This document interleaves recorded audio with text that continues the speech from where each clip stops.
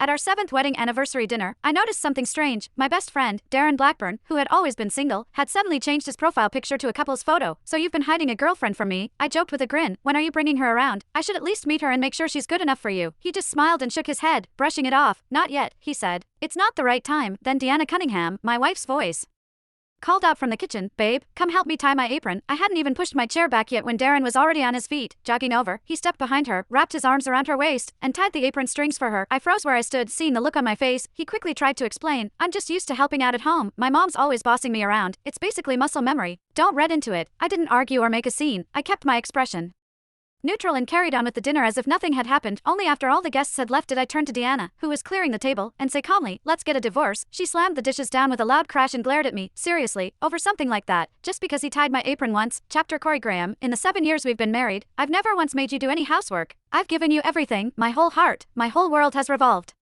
around you, and now, just because of one careless move from your best friend, Darren Blackburn, you're making a scene about divorce? Do you even have a conscience? Deanna Cunningham's eyes were red as she questioned me, as if I'd committed some unforgivable crime. I didn't respond to her directly. Instead, I shifted my gaze to the dining table, to the lemon halibut, the one with only a few scraps left at the bottom. For 7 years, every time we ate, you knew this was my favorite dish you made.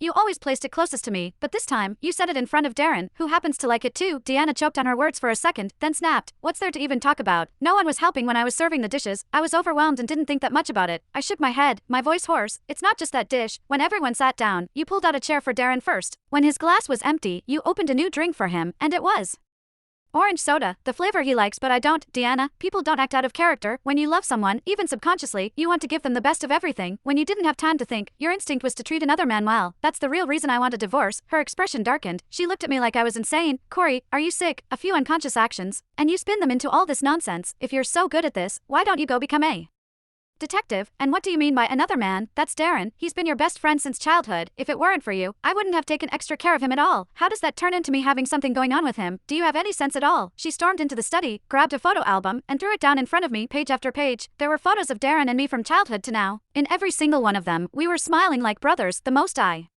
catching ones were from our wedding when Darren stood beside me as my best man. On the stage, he had tears in his eyes as he watched Deanna and me exchange rings, visibly moved. In the next photo, Darren and I were locked in a tight embrace on stage. I looked at those photos, and suddenly let out a delayed, mocking laugh. When we exchanged rings, the direction of his toes was pointed toward you. He wasn't moved by my marriage. He was crying for you. When he hugged me, he was smiling at someone outside the frame. From the angle of the photo, that was you. So 7 years ago, he already had those feelings for you. No wonder he stayed single all this time. What about you? When did it start for you? Deanna took a step back, her face filled with disappointment and anger. "Corey, I thought you were just overthinking things for a moment. I didn't expect you to spiral this far, twisting even the past into something it's not. I must have spoiled you too much."